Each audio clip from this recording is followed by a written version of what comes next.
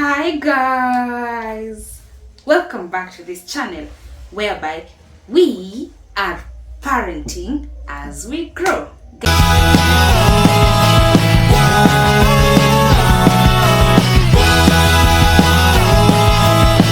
Guys, I've done this series. This is the third episode and I'm just loving it. I'm loving how you guys go directly to our inbox for those who love the hide ID and tell us about what you think or feel about this. Like, I love how much you're committed to ensuring that we get your feedback. Thank you so much. For the rest of you, you can comment down below, inbox us on all social media platforms. The Wawerus Kenya, all over. We are available. Guys, here is a short story. So one day, I went to the market. Okay, guys, this is gonna sound funny. I go to the market to buy something, but then I went with my then nanny. We went to the market to buy something. Then a person who was in the marketplace, which happens to be someone now we know, tells my nanny that I was mistreating her child. Okay, this is what happened. Backstory. My child was crying for candy in a shop and I didn't have the money. And in my head, I'm telling myself, that's such an entitlement that I can't handle. So I'll carry you. He was small. He was around 1 point something. Actually 2. It was 2 years and something. I carried the child and then went home with the child. Then now, this lady comes and tells my nanny that I was mistreating the child just because I carried the child and he was screaming, throwing tantrums all over my back. Now I was mistreating the child. Then I ask her, which child? Then she tells me, her child. Like, I wanted to hear them say that. Then I look at her and say, but that was my child. And then the nanny is like, who ndio mama yake? Then she gets shocked. Okay, first of all, where I live, people don't know me. I'm such an introverted person, I don't go anywhere. To a point that at that time, people thought that my nanny was my husband's wife. Yeah, I know. Crazy, right? Yeah, that's what happened. I'm such an introvert. And anytime we leave, maybe he's driving with me to go to somewhere, but me walking around it's not my thing.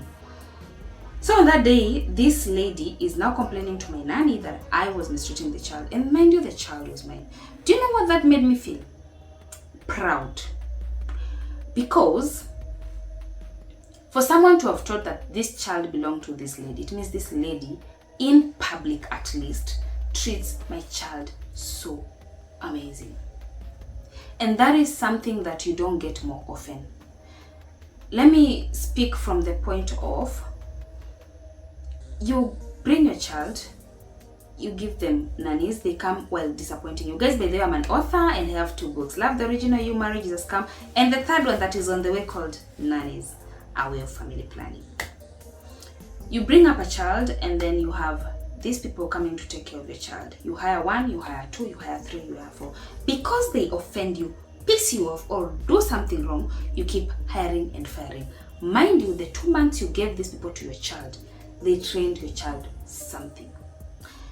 Their interests became part of your child's interests. What they want became part of their child's what they want. Because some kids even borrow favorite meals from their nannies and not from you as a parent. Shame on you. You find that you are paying people to hug and love your child. Simply put, this person that you've brought to your home is supposed to console your child when they're sad, protect them from harm because you are away, and hug your child on your behalf. And now the difference is they're getting paid for that. Let me tell you something. The amount of damage that is done by having extremely multiple nannies is not something you can correct easily. And now this is the point. I'm not telling you to stay with a toxic one. I'm not telling you to stay with the one that mistreats your child. I'm just telling you to be a present parent and parent your children. Get to know your kids. I'm just telling you to understand that there's one God sent, like there's one that God will send to you and then you'll be like, I'm upgrading you. You're not even my nanny, you're my sister. Because the way I've seen you take care of my child, only family would. Okay, not all family is good, I know. But the way I've seen you take care of my child, only family would. you just upgrade them without even your knowledge, because you've seen how much they love your child. Now it depends. Your salary can be something, the salary you give people can be something that ruins your child or something that makes them. I told you in the last episode that there's a kind of music that I didn't want my child listening to. And I'm not a bad parent, it's because I felt like you're too young for this kind of music. I felt like my child should not be listening to such kind of music. Now, imagine at home if you leave your child and the caregiver is the one listening to such kind of music. How can you control that? You can't. But now, if you are a present parent, you'll know when to tell them, look, this one is a no. My kids I should not have screen time. My kids should be playing. My kids should be enjoying A, B, C, D. For example, do you know how many meals they eat a day? Do you even know the kind of, what do you know? When is the last time you washed your child? When is the last time you checked your child's body and saw, oh, wow, you clean, I'm the one who washed you? Or when is the last time you cooked for your child? Just cooking. Or it's either she cooks or you buy food. When is the last time you cooked for your child? Sometimes we put so much burden on the people that are there to hug your children and help you that it becomes an issue. And now let me tell you something with human beings. You push them too hard, you stretch them too much, they are bound to break. Sometimes God sent you someone so good, but you are nagging all the time. But you are there yelling at that person all the time. You're there not even understanding that they're your other child. Now that you have them in your home, they are part of the family. And that is where the problem comes from. You find that your children are going through harsh environment, being neglected, being just raised with any character you can find, and you look at your child and then you're like, you're behaving like so and so and so and so and so and so. You're behaving like 10 people that I've met. But in real sense, you are never there. As a parent, you need to be responsible. You need to be there for your children so much that no matter the influence they get from the help you have at home or from the people you live with. Some of you don't live with nannies or house managers or all that. Some of you live with family. But even family, you overstretch them too much. You're never there. They want to have their lives, but they can never trust you with your own child. Please, that is not how the society should work. Because if you want, we need to raise your kids as much as you can so that you can give them the character you dreamt of them and the dreams you had for them. Don't start blaming your kids for not reaching the goals you had for them because you've never told them. You've never been there to show them, this is what I want for you. So now the people who are showing them the goals that exist in life are showing them something totally different that you can't relate with. And I get it. We are all busy in this era and time, and that's why we call it parenting as we grow. Because in this era of time, we need to grow and we need to parent at the same time.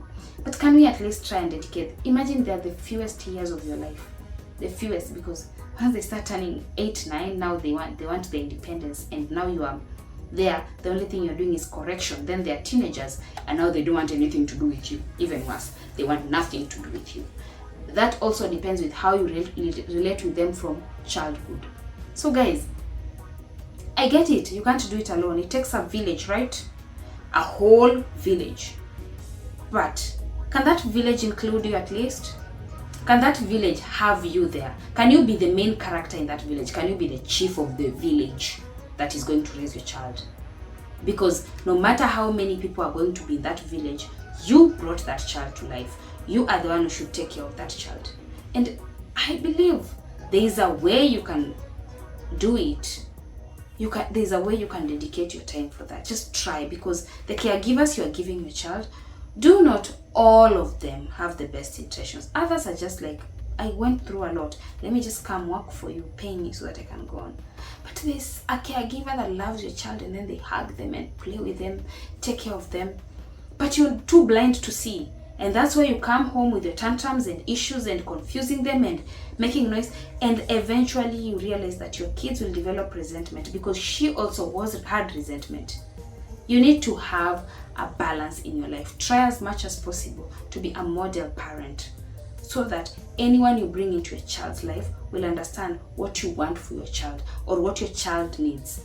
Because I am so sure some of you just get home and ask, Amikula, but you even care what they eat. Just because you provide food does not mean that it's everything your child needed. Sometimes they just want to see mommy cooked. That is very important. Like, there are meals I cook in my home that I don't think, okay, I love cooking these specific meals in my home. Pastas, because it's my children's favorite. Pancakes, my children's favorite. Pilau, my small son's favorite. Like, I have picked some meals that I cook because I know my kids love them. So anytime, mostly on Saturdays when my son is home, he will come to my room, wake me up. Mommy, good morning. It's your turn to make breakfast. It's your turn to make pancakes. Because I've taught them that there are things I do for you that are special for me and you.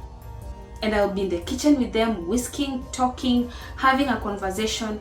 Because in my head, I'm telling myself, the only way for me to know who I leave my kids with and how they relate with my children is if I am a present mom. And if I love my caregivers enough to show them that you're not alone in this.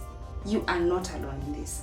And for every caregiver out there who is loving to the children that they've been left with, please, thank you so much. We really, as a mom of all the children in the world, I really appreciate you, because I feel like you're doing so much than most moms out there could do, or than most caregivers in your position can do. And that's a good thing. That's actually a plus. Please, parents, be present, keep parenting as you grow, because the only way we can raise a better generation is if you, the mother or the father of the child, is parenting. Thank you so much for watching, and until my next video, I will see you all very, very soon. Bye.